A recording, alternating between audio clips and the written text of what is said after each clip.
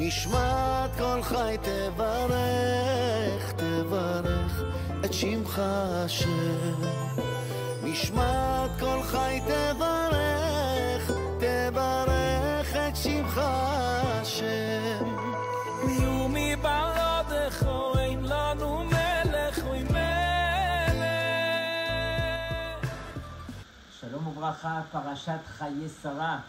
C'est l'occasion pour nous de traiter d'un sujet brûlant de notre génération, le Shidduch. Comme on le sait, c'est la première fois qu'il y aura un arrangement autour du Shidduch, puisque Abraham Avinu, il envoie son serviteur Neheman Eliezer pour chercher une femme pour son fils Yitzhak. Première question qu'on devrait tous se poser, comme on le sait dans la paracha, Sarah Imenu est Nifteret. Et avant de quitter ce monde, elle a laissé une Tsava'a. Elle a laissé un testament à son mari et elle lui a dit, écoute, mon fils unique que je te confie, Yitzhak, s'il te plaît, marie-le comme il se doit. Et Abraham Avinu, qu'est-ce qu'il fait? Il va chercher Eliezer et lui dit, vas-y, et je te fais même jurer chez Boa Hamura, justement pour ne pas aller me chercher une femme des Benot Kenaan, et tu vas me ramener une femme comme il se doit pour mon fils. Première question, comment se fait-il que Abraham lui-même ne va pas chercher une femme pour son propre fils? Arrête, une fois que Sarah est Nifteret, alors le Chiyuv, bien sûr, normalement, il aurait pu revenir sur Yitzhak. Yitzhak qui avait déjà à ce moment-là 37 ans. Mais comme on le sait, Yitzhak, c'est un Ola Temima, c'est un sacrifice qui est sans défaut, qui devait être offert à Hachem. Il n'avait pas le droit de quitter pour autant la terre d'Eretz Israël, il ne pouvait pas aller. Et donc, le Chiyuv, il revient sur le père, sur Avraham Avinu. Et on sait que mitzvah, yoter bo, mibishlucho, c'est une plus grande mitzvah pour Abraham de faire lui-même, d'aller lui-même chercher le zivouk de son fils plutôt que d'envoyer Eliezer, sur lequel il lui faisait confiance surtout, à l'exception du zivouk où il devait le faire jurer. Et Abraham, il aurait pu aller, il savait exactement de quelle famille aller chercher, il connaissait toutes les conditions, et Abraham, avec toute sa réputation, il aurait trouvé le bon zivouk pour son fils. Pourquoi est-ce que Abraham choisit d'envoyer Eliezer? Rabotaï, regardez bien. Comme son nom l'indique, Shidduch, Shin, Yud, Dalet, ce sont les lettres du mot Shaddai, le nom d'Hachem. Et qu'est-ce qui reste? Il reste le Vav et le Kaf qui forment 26. Bien sûr, le nom d'Hachem, Yud, Ke, Vav, Ke. Il faut réaliser que le Shidduch, c'est uniquement Hachem.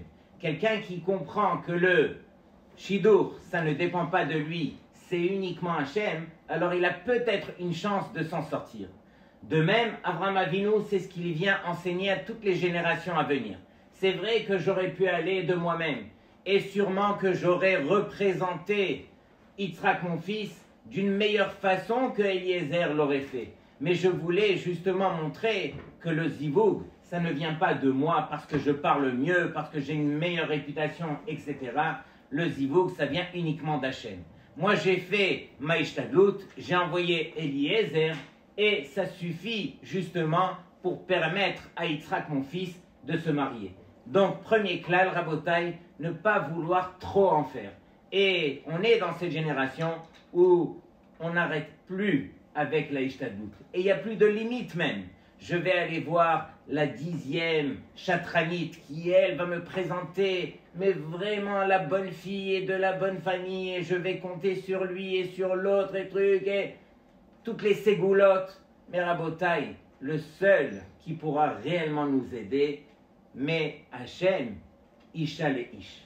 C'est uniquement de Hachem qu'on trouvera son zivouk. Bien sûr qu'il faudra faire Ishtadlout comme on va le voir tout de suite, mais il faudra réaliser un petit peu quel Ishtadlout et quelle est la limite. On voit aussi que dans l'acquisition d'une femme, alors la Gemara dans Kiddushin nous enseigne que pour Kinyan Kesef, pour acquérir une femme par de l'argent ou une valeur d'argent, alors on a appris cela, Kicha Kicha, Misde Ephron, c'est-à-dire c'est une Xerashava. De la même façon que Abraham Avinu, il a acheté Meharata Marpela à Ephron par de l'argent, de la même il est écrit aussi concernant l'acquisition d'une femme, Ki Ikach Ish Isha. Donc on a le même terme et donc on apprend de là qu'on peut acquérir une femme par de l'argent. Mais Rabotai, est-ce que la Torah avait besoin de choisir ce rachat Ephron pour nous enseigner l'acquisition d'une femme par de l'argent? Il n'y avait pas d'autres endroits où on aurait pu l'apprendre plus gentiment, plus de manière plus kadosh. Pourquoi est-ce qu'on l'a appris de Ephron? Et donc sur cela on répond que Ephron justement, il est venu et il a fait toute une belle présentation à Abraham. Ne t'en fais pas, vas-y, prends le champ, tout t'appartient et tout. Mais en fin de compte, ce n'était qu'une présentation puisqu'il a demandé combien d'argent. C'était l'entourloupeur de première justement. Et tout ce qu'il avait fait, c'était justement un mirage. De même, celui qui vient pour se marier, il doit réaliser que tous les efforts qu'il va faire, alors c'est comme un mirage. De toute façon, on est obligé de le faire, mais on doit réaliser que derrière tous ces efforts, c'est uniquement Hachem qui permettra à l'homme d'obtenir sa femme. De même, on a vu qu'il y en a eu 3 qui ont mérité leur zivoug près du puits, près du Be'er. On voit dans notre paracha où Eliezer, il a été proche du puits justement pour trouver le zivoug de Yitzhak. On voit par la suite Yaakov Avinu, lui aussi, grâce au puits, il a trouvé Rachel. Et par la suite, Moshe Rabbeinu aussi, grâce au puits. Et sur cela, les Mefarshim de dire que le puits ne dépend pas de nous à 100%. Qui c'est qui a mis de l'eau? Qui c'est qui a conçu ce puits? Ce puits, c'est un trou que Hachem a créé. Il a mis de l'eau. Rien ne dépend de l'homme. De la même façon que ce puits ne dépend pas de l'homme, de la même façon le zivoug ne dépend pas de l'homme, il dépend uniquement d'Hachem. Encore une fois, le même enseignement qui revient, mais Hachem, Isha le Ish. C'est uniquement si l'homme réalise que ça vient d'Hachem, alors il va comprendre qu'il est venu jouer son rôle sur terre, mais qu'il doit aussi patienter que Hachem lui accorde son zivoug. Et plus que cela, même s'il ne sait pas patienter, il doit réaliser que tous les efforts qu'il fera, alors c'est quelque part une présentation, mais c'est uniquement Hachem qui permettra à l'homme d'arriver à son zivoug. Dans la paracha de cette semaine, lorsque finalement Eliezer, une fois qu'il a vérifié justement la fille pour le fils de son maître, il a vérifié Rivka, alors il est écrit qu'il est parti voir Lavan et Bethuel et il leur a dit « mais c'est vraiment Me'et Hachem ».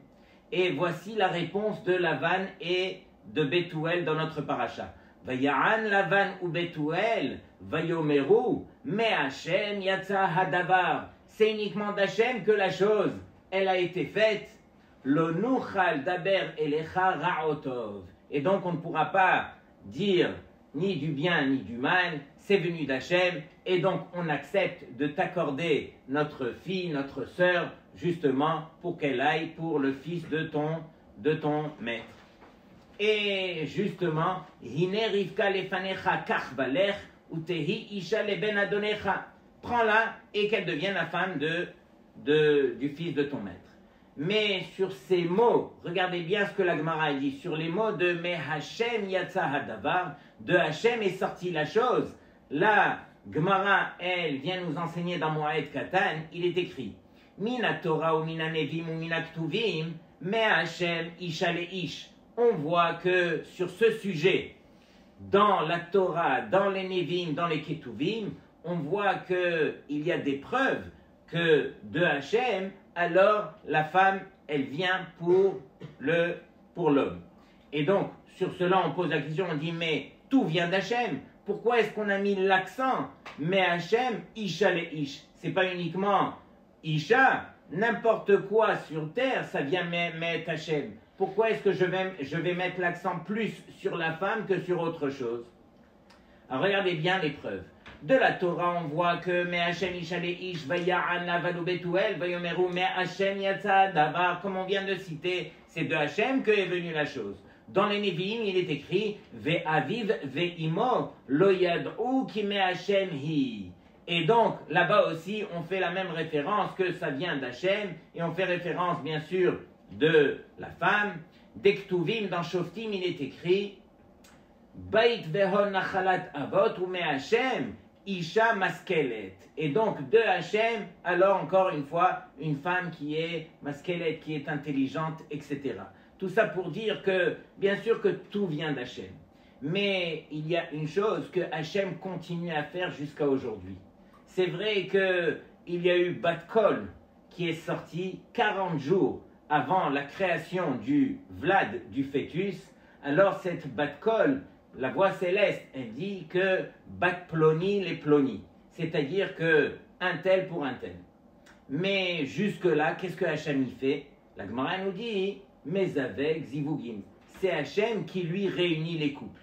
C'est vrai que peut-être que des choses ont été décidées dans le ciel, mais il faut réaliser que, concrètement, qui c'est qui réunit les couples? C'est Akadosh Baruch Hu. Et on le voit, combien est-ce qu'il faut d'aide du ciel spéciale dans les moindres détails, justement, pour arriver à se marier. Entre parenthèses, le Chida, il dit, comment se fait-il qu'il y ait autant de difficultés pour rencontrer son zivoug? Est-ce que vous vous êtes posé la question? Aujourd'hui, il y a tellement de gens qui souffrent à ce niveau.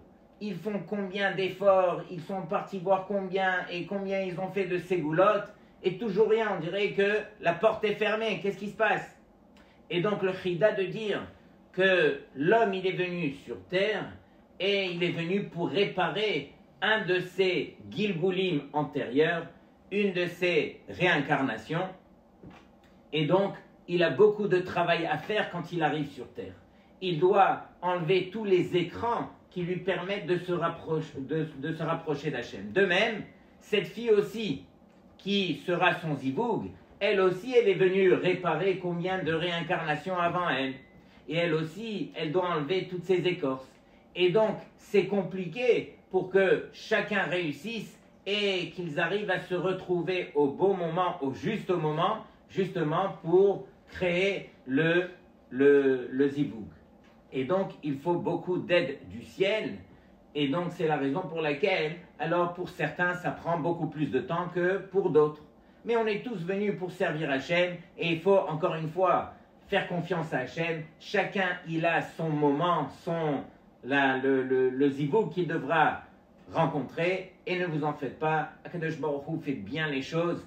Et il vous permettra de vous marier en temps et en heure avec le meilleur zivoug pour vous comme il se doit, à condition bien sûr que de dépendre uniquement d'Hachem. Rabotai, la question que je voudrais partager avec vous ce soir. On sait que a priori le shidur c'est Min Hashamayim. Alors si c'est Min Hashamayim, comme on va le voir, alors pourquoi faire tous ces birurim? Pourquoi vérifier de tous les côtés? Est-ce que c'est la bonne fille? Est-ce que c'est la bonne famille? Est-ce que c'est quoi ces midot, etc. A priori, la première fille qu'on nous présente, si ça correspond, on devrait se marier. Puisque, mais Hachem, Isha le Ish, ça vient uniquement d'Hachem, alors on n'a pas besoin de rentrer dans tous ces birurim. Et selon le Rambam, tout dépend du choix de l'homme. Tout dépend de sa bechira. Comme il est enseigné dans le Shmoné Prakim du Rambam, Melamed Ikar Gadol Be'emuna, on apprend justement un principe dans la Emuna, chez Kol Ma'aseh Ha'adam Mesurim le Bechirato, que toutes les actions de l'homme, alors elles dépendent justement de son choix. C'est l'homme qui décide sur terre. Il continue et il dit Gam Be'inyane Nisuin, même en ce qui concerne le mariage, tout dépend justement de ce que l'homme va choisir. Ah, mais on connaît la Gemara qui dit que dans le ciel, on a décrété justement Bat Ploni les Ploni. On a dit dans le ciel que celui-là, il devra se marier avec celle-là. Ça a été déjà décrété. Et donc le Rambam, il dit, mais non, c'est pas que ça a été décrété. Comment est-ce qu'on va expliquer cela? Adam shebonet atzmo bemidot tovot. L'homme qui va se construire par des bonnes midot, besechel yachar obeirat shamaim, avec justement un sechel, une intelligence qui est droite, ou beirat shamaim, avec beaucoup d'eirat shamaim, beofen tiv'i, de manière naturelle, yizke veimacher el bat zug. Il, justement, va mériter et il sera attiré par son bazoug, celui qu'on lui avait justement réservé dans le ciel. Ve'adam shemidotav mekukalot, et l'homme qui ne sait pas travailler, alors yagi alo lefi machéu, il va mériter selon ses actions. Et donc de là on apprend que en mezavegin lola adam et la lefi ma'asav, on ne présente à un homme que selon ses actions. Celui qui sait travailler, alors il méritera justement celle qu'on lui avait réservée dans le ciel en fonction de ses actions.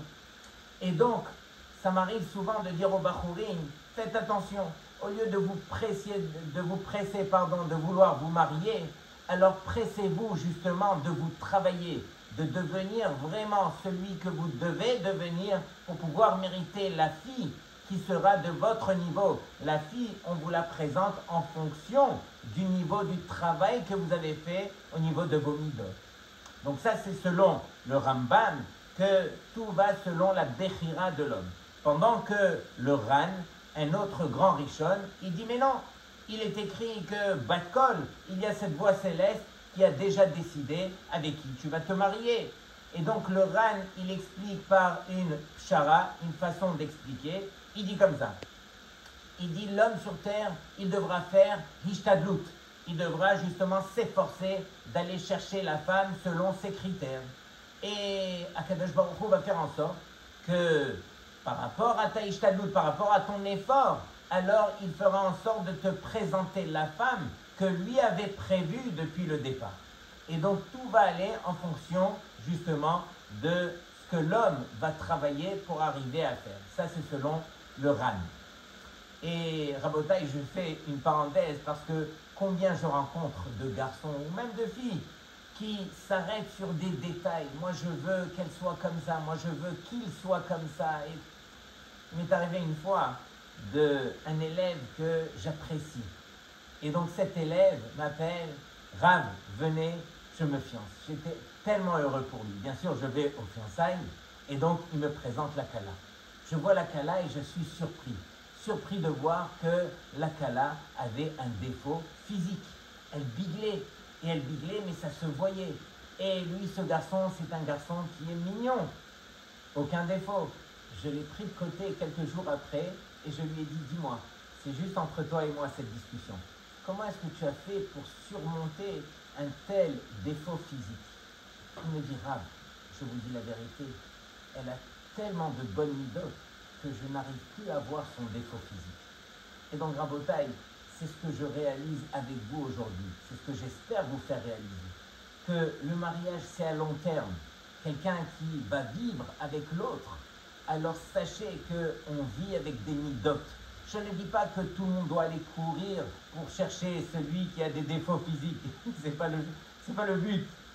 Mais comprendre que chaque chose a sa place. Sachez que tu baisses les yeux sur certaines choses, Akadosh Baruch Hu te récompense de l'autre côté. Il faut savoir être intelligent, chacham dans la vie et voir que la vie elle est longue et qu'on devra se confronter justement à des midot beaucoup plus qu'à un corps physique. Et donc, tout ça pour dire que on voit que Eliezer, alors il a tout misé sur une seule mida quand il est parti chercher donc Rivka. Qu'est-ce qu'il a fait Eliezer? Il est parti et il a cherché une femme. Mais tout ce qu'il voulait, c'était de regarder au niveau du chesed. Est-ce qu'au niveau du chesed, c'était justifié de prendre cette fille, oui ou non? Mais Rabotai, comme on le sait, peut-être qu'elle était remplie de chesed. Mais peut-être que ce chesed, il cachait combien et combien de mauvaises midot. Pourquoi mettre tous ces œufs dans le même panier? Pourquoi tout miser sur le chesed de Rivka? Et donc sur cela, Rabotai, écoutez bien déjà le principe, comme ça on va apprendre beaucoup de choses. Ici, il est vrai que Eliezer, il a misé sur le chesed de Rivka. Mais comme on le voit, le chesed de Rivka n'était pas un chesed qui était à la limite extérieure à elle. Ça reflétait, de la manière dont elle a montré le chesed, ça reflétait justement sa pnimiout, son fort intérieur. Lorsque il lui a demandé justement de lui apporter à boire, et elle s'est même proposée de donner à boire aux chameaux, et elle faisait les va-et-vient, et elle montrait avec combien d'efforts et combien de détails.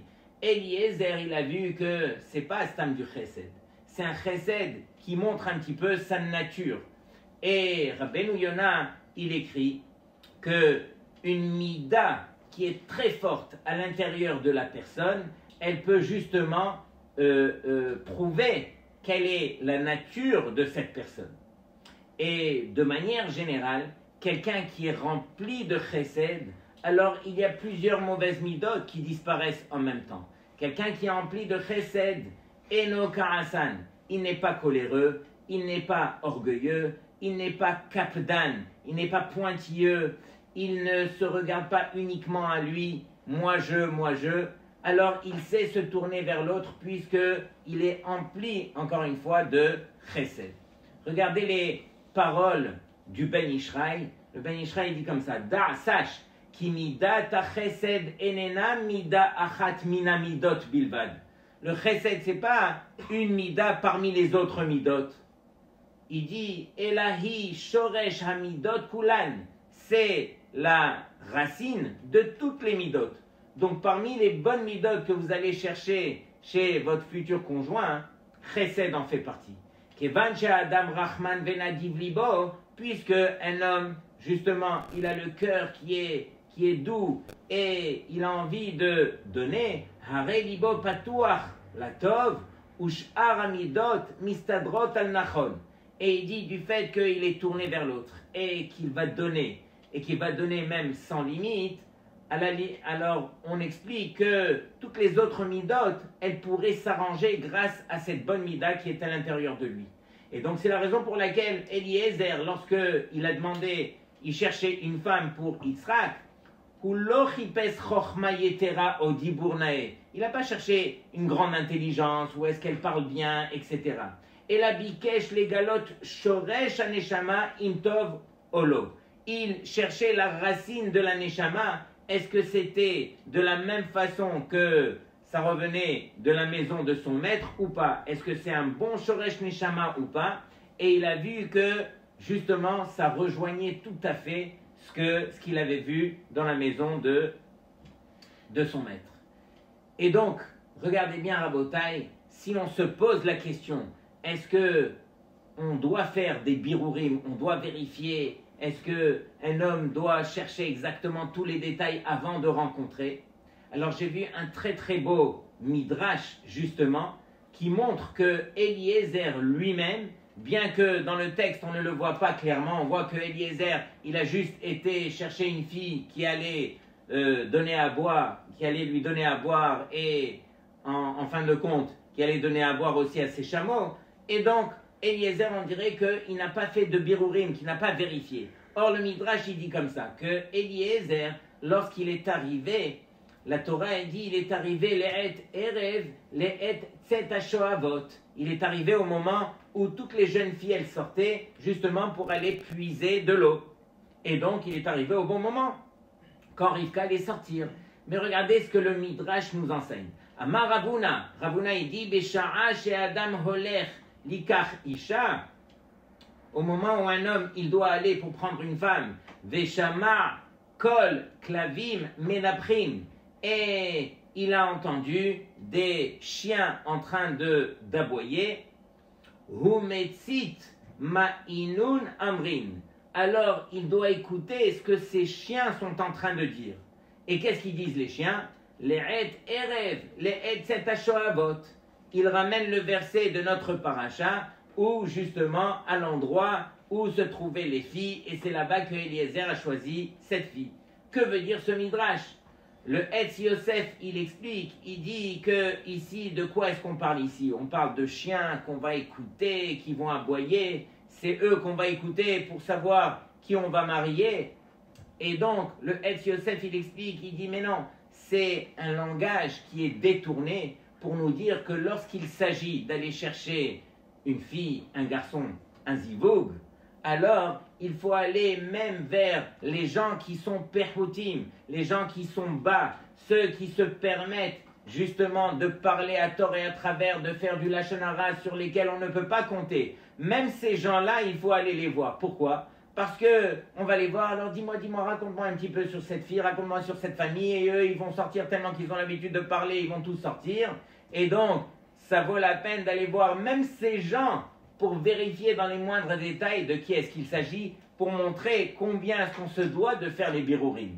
Et donc de là, ce Midrash nous montre que Eliezer, alors il a été, et vadaï que si ce Midrash il a été enseigné, c'est pour nous montrer que Eliezer lui aussi, il a fait ses birourim, il a bien vérifié. Mais la question qu'on se doit de faire, c'est que, qu'on se doit de poser, c'est que lorsque je vais enquêter au niveau des midotes d'une personne, c'est assez compliqué. On sait qu'on doit aller chercher, on va dire, une fille d'une bonne famille, avec un bon yichus, avec justement la fille d'un talmid chacham, une famille qui a des grandes valeurs.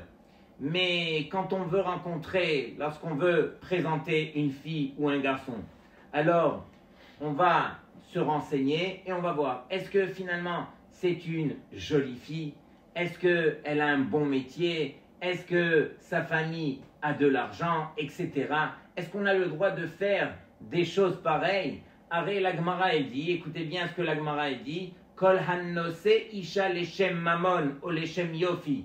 Tout celui qui vient pour se marier avec une femme uniquement pour son argent ou pour sa beauté, Yihyelo banim lo meuganim. Il aura des enfants, pas des bons enfants. Et donc, Rabotai, comment est-ce qu'on peut se permettre justement dans notre génération de vérifier autant alors la beauté, l'argent, les aspects superficiels extérieurs? On dirait que, a priori, c'est interdit. Sur cela, le Rav Ovadia Yosef, dans le Yabia Omer Chelek Chet, il tranche de dire, ça dépend, Chelek Tet, il dit, ça dépend de l'intention du garçon ou l'intention de la fille.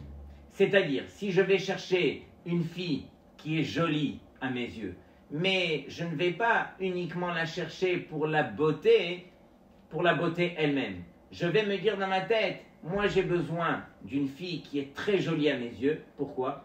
Pour me permettre d'étudier ma Torah tranquille toute ma vie. J'ai besoin d'avoir une jolie femme à mes côtés et ne plus me soucier de ce Yetzer Hara, de ne plus regarder à droite et à gauche. Cette jolie femme va me suffire et ça me permettra justement de me construire en Torah pour le reste de ma vie. Et donc de même, la même chose pour l'argent. Quelqu'un qui va aller chercher une femme avec un métier, une famille avec de l'argent, etc., mais qui le fait justement pour lui permettre de servir Hachem jusqu'à 120 ans de la bonne façon, alors toutes ces choses-là qui vont l'aider justement à se rapprocher d'Hachem, ce sont des choses qu'on a le droit de vérifier et qu'on se doit de vérifier. Pourquoi? Parce qu'on le fait les Shem Shamaim. Mais celui qui cherche uniquement la beauté ou l'argent et que ça s'arrête là, alors malheureusement, il y aura ce que la Gemara elle dit, Yihyelo banim lo mehuganim. Donc Rabotai, uniquement pour résumer un petit peu la Sugia, il faut réaliser encore une fois qu'il n'y a rien entre nos mains. Tout dépend de Akadosh Baruch Hu. C'est Hachem qui gère son monde. Et ce qu'il faut surtout retenir, il y a une autre parole de la Gemara que En mezavegin lo la adam ela lefi ma'asav. On ne va présenter à un homme que en fonction de ses actions. C'est-à-dire que le zivug, il va de pair. Chacun doit se construire, chacun doit travailler ses midot comme il se doit. Et c'est uniquement si on a travaillé comme il se doit que Akadosh Baruch Hu alors va nous accorder la fille qu'on mérite par rapport à nos actions. Très souvent, soit on n'est pas du niveau, soit on n'a pas encore accompli le travail qu'on était venu faire sur terre et donc ça prend plus de temps, soit notre zivoug, justement, n'a pas encore atteint le niveau, et il faudra patienter qu'elle y arrive pour qu'on puisse se rencontrer. Donc Rabotai, ce qu'il faut surtout faire, c'est continuer à faire confiance à Hachem, continuer bien sûr les tfilotes, on fait notre ishtadlut, mais on réalise que uniquement, mais Hachem isha le ish. Et juste pour terminer avec une histoire, il y avait un bachour qui a été voir son mashgiach. Pourquoi? Parce qu'on voulait lui présenter une fille de telle et telle famille. Et il savait que le mashgiach connaissait très très bien la famille. Et il connaissait entre autres aussi la fille. Et donc, ce qui s'est passé, c'est que le bachour, quand il est parti voir le mashgiach, il lui a dit « Vodarav, j'ai besoin de votre avis ». Le mashgiach, il n'a pas voulu lui dire les choses de manière claire, mais il lui a dit « Hakol lo beseder ». C'est pas tout qui est bien là-bas. Et donc le bachour, il entend ça, et il rentre chez lui, et il dit « Ah, de folie, le mashgiach, il m'a donné sa bracha ». Et il va chez son père, et il dit « Papa, tu sais quoi, le mashgiach, il m'a dit que c'était bien, et donc je rencontre la fille ». Il rencontre la fille, et il apprécie la fille, il la voit 3, 4 fois, 5 fois, et ensuite il décide de faire l'Echaïm, et bien sûr, il rappelle le mashgiach et il lui dit Vodarav, venez, parce que c'est grâce à vous ce zivoug, et donc voilà, j'aimerais faire le l'Echaïm. Et le mashgiach il dit quoi? Tu as officialisé? Mais moi je t'avais dit Hakol lo beseder. Alors il lui dit mais oui, vous m'avez dit que la voix. Alors, elle n'a pas une super belle voix, parce qu'en hébreu, hakol, c'est tout, ou bien hakol avec un kouf, c'est la voix. Et donc, lui, il a compris ce qu'il a voulu comprendre. Et donc, qu'est-ce qu'il a compris? Que la voix de la fille, elle n'était pas aïe aïe aïe. Et donc, lui, il dit, mais moi, je m'en fiche de la voix. Peut-être qu'elle a une voix qui n'est pas très belle, mais ça ne me dérange pas. Et donc, finalement, il a fini par se marier. Et le mashgiach qui témoigne que tu as beau dire ce que tu veux, tu peux même décourager quelqu'un, tu peux même dire les choses à l'envers. Mais Hachem, Isha, les Ish, Akadosh Baruch Hu, il trouvera toujours le chemin, la bonne voie pour permettre à ce zivoug, parce que finalement le zivoug, alors il vient d'Hachem. Donc Rabotai, toutes les chokhmot, toute l'intelligence qu'un homme, alors il peut avoir sur terre, alors il devrait apprendre à la mettre de côté lorsqu'il s'agit du shidur, comme on l'a dit, et éventuellement apprendre à faire confiance à Hachem et justement garder ces choses-là comme il se doit. On fait ishtadlut, mais on ne devient pas fou, on ne pense pas à ça du matin au soir et on essaye de justement permettre, grâce à nos actions, de rejoindre le niveau qu'on doit atteindre justement pour rencontrer son zivoug. Les Kulchem, je vous souhaite de rencontrer votre zivoug comme il se doit et que Akadosh Baruch Hu vous ouvre les portes. Shabbat Shalom et Kulchem.